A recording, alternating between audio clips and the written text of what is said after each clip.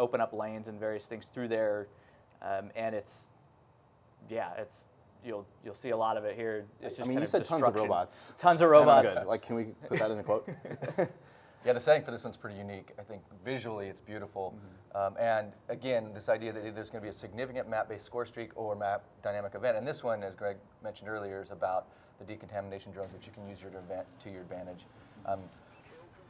Key for objective-based modes, right? Like you get the decontamination drones live while you're trying to lock down a DOM point. It's great. So hopefully we'll see that. Depending how the guys are playing this morning. It's a little tricky to get, right? What do you have to do to get the drone score? So you're going to have to equip the orbital care package within your class, and then you're going to have to go get the points necessary to earn that, drop it down into the match, and then there's a random chance that you're going to get that score streak in there. So they are a little rare. And then they come out of those little blue cylinders, right? Yeah, so they'll come out of the blue cylinders. 3 of them will pop up. The map? Yeah. Okay. And then they're going to go track the nearest enemy and go take them out and then go on to the next one. I think that's kind of a key point for the map-based score streaks. It's all about the orbital care packages, right? So when you're going into a map that you know has a map-based score streak, it's key that you take a class that has that equipped. Okay. Awesome. Yeah, so we're going to kick it over to Josh, who has a quick little Twitter question. Josh is asking, how do you come up with these crazy cool ideas for DLC maps? Oh, hey, thanks for the question, Josh. Look, we start with listening to fan feedback on the main game, and that's what's been great about Havoc. You know, we've had a chance to see what people love in the wild, right? Marrying some feedback from the team's aspirations to what the community has shared with us, and then a lot of just creative visualization and discussion to try and bring something to life. So, you know, you go through a lot of iterations around what we want to do visually and with gameplay, but fan feedback is key, right? What do they love about the game, and what do they want to see more of? And that really helps shape maps like this, right? Again, these quick engagement style maps, and I think this is an example of that.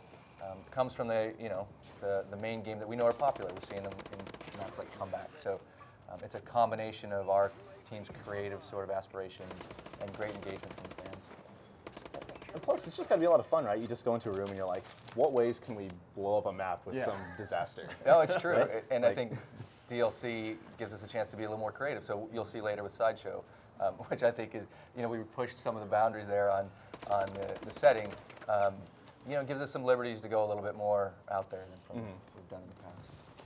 So this map, it looks like there are a lot of places where someone could sneak up on you and stab you. There's a lot of tight areas that open up into slightly bigger areas. Tell us about that. What kind of players do you want to be here? So these are going to be choke points, essentially. A lot of those areas that you're talking about, and they're going to separate the combat spaces. They're separating those lanes. So earlier when I talked about how Drift and Core are going to be the more lane-driven maps, that's what you're going to see in the lane-driven maps. Between those lanes, you're going to get a lot of these smaller pockets where players can ultimately hang out, and you can get stabbed in the back and all that kind of stuff. But if you're controlling the lanes and you're working as a team, you can mitigate those risks to really those tight encounters.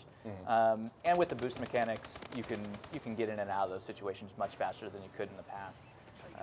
So there's a lot of that. You're able to use these kind of pockets to really engage into those lanes at a much better angle. Take your time, and you're not getting pummeled in the side or in the back nearly as much because the lanes are there, and just how they're connected is going to stop that from happening. Are you finding a lot of players really like?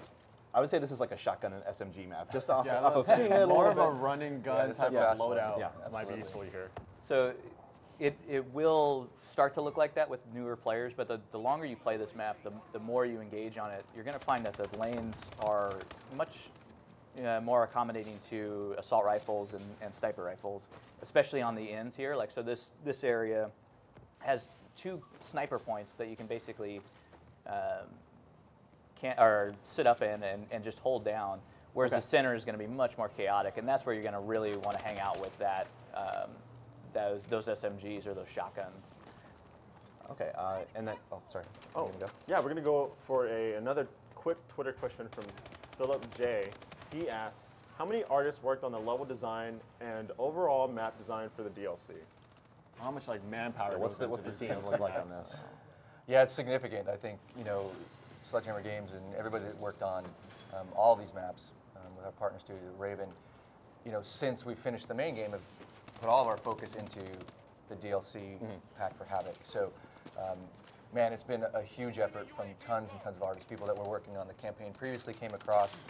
The exact number, I don't actually even know. If we combine that group, it would be many dozens of artists focusing on these since October to really deliver. So I think we've got the most significant sort of manpower against these maps of any maps we've had on MP to date.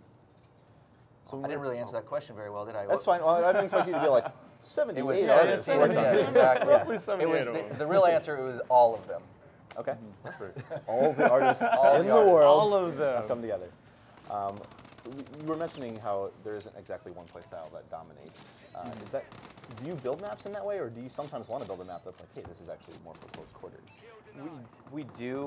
We've gone in the past and said, hey, we want people to build classes for this map.